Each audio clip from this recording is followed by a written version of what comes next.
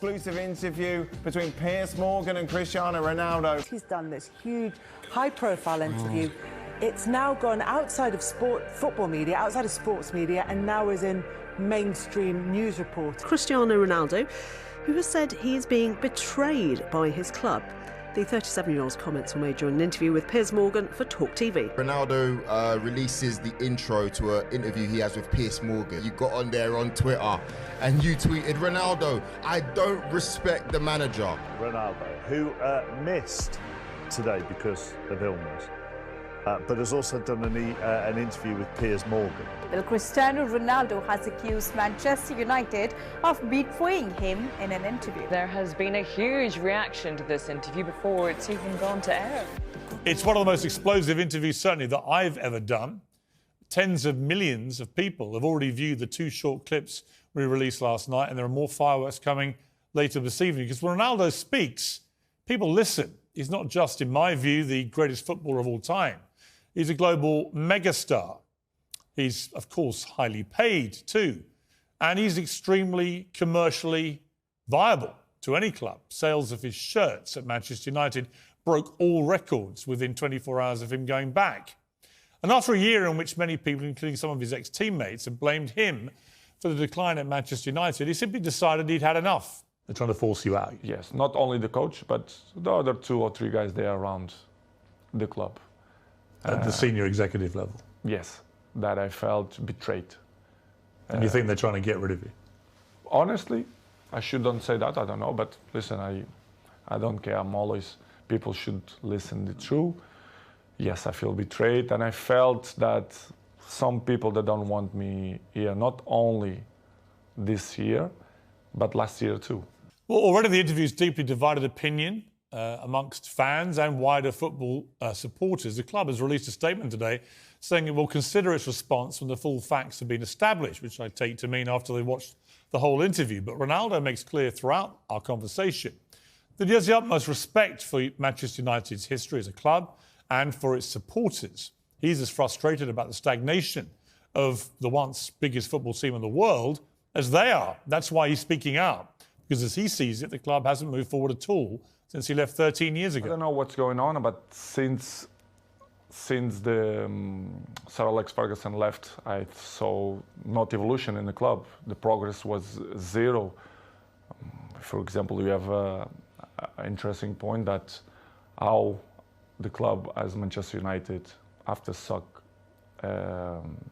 Ole, they bring sport directive Ralph Rangnick, which is something that nobody understands. This guy is not even a coach. A bigger club like Manchester United bring sport directive. Surprised not only me, but all the world. You know, nothing changed. Surprisingly, not only the pool, the jacuzzi, even the gym.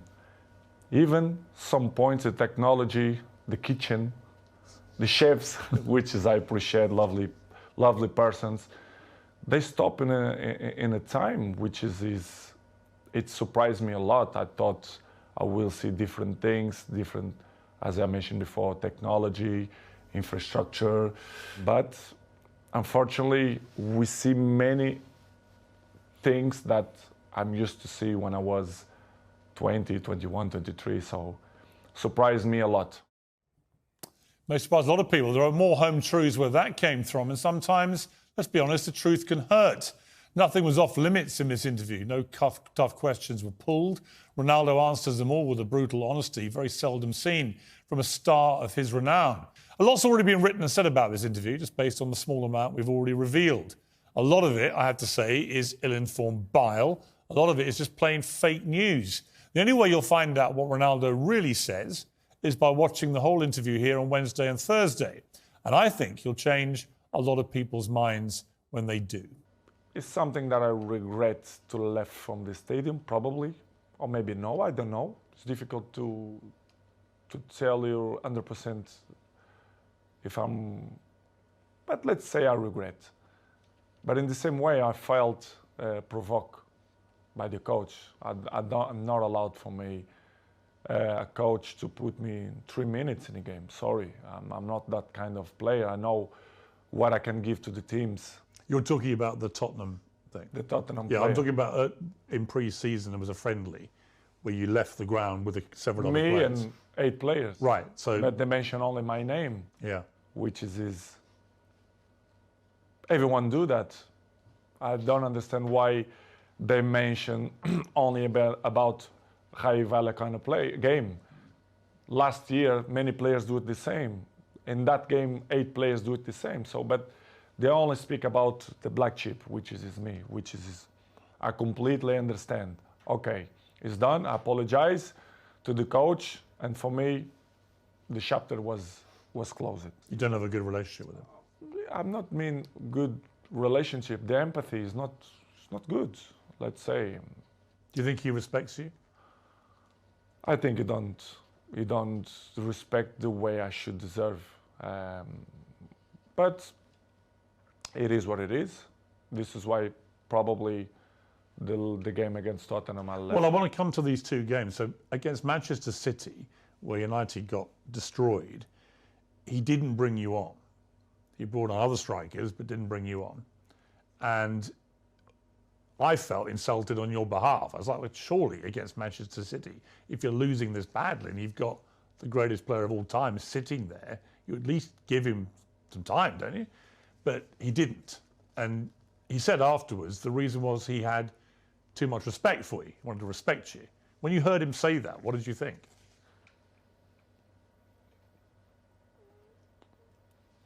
Excuses. I see as excuses. I say many things that I don't wanna criticize him. He can have different opinion than me, that they choose the players that he think is better for the team. I respect that. But the excuses all the time, the excuses have short legs. You cannot excuse all the time, which is things that don't make sense.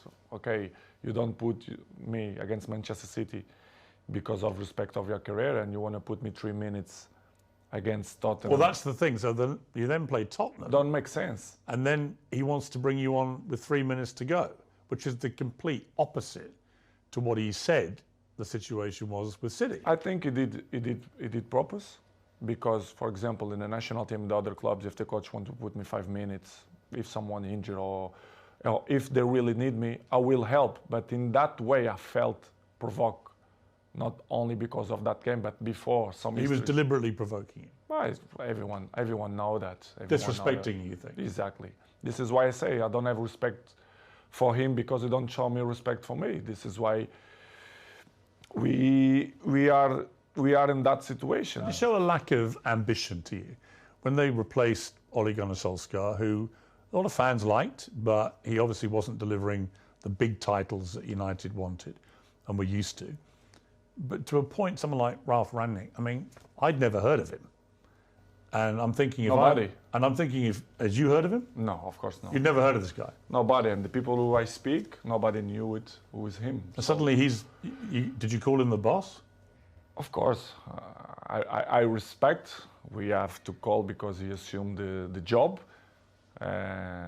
Regardless, all the coaches that I had in my career, I call them boss, because if they assume the job, we have to call in that way.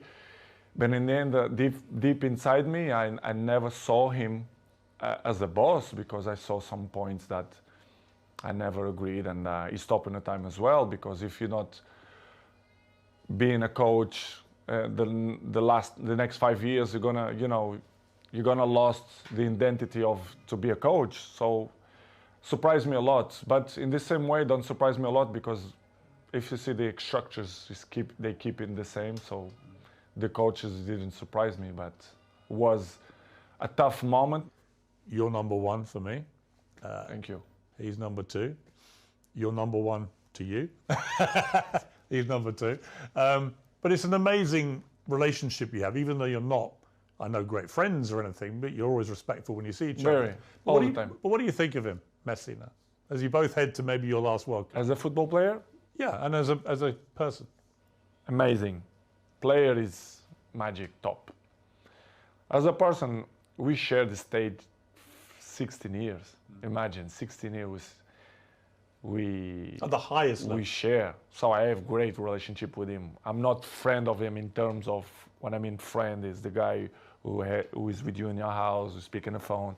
No, but he's like a teammate. He's a guy that I really respect the way he always speak about me.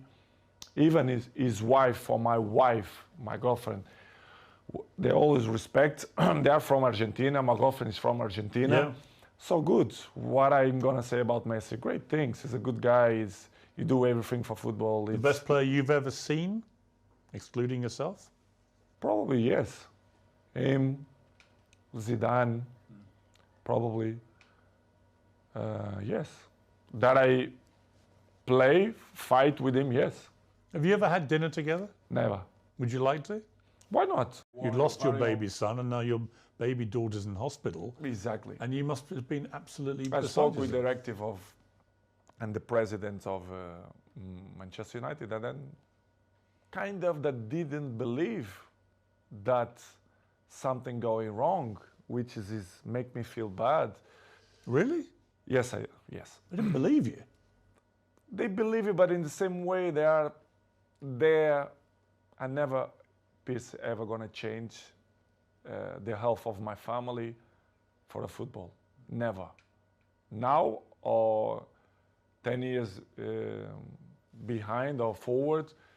And it's something that really hurt me because they doubt of my words, that I struggle, especially Bella and Gio. We had 1 week in hospital because the Bella have a big problem.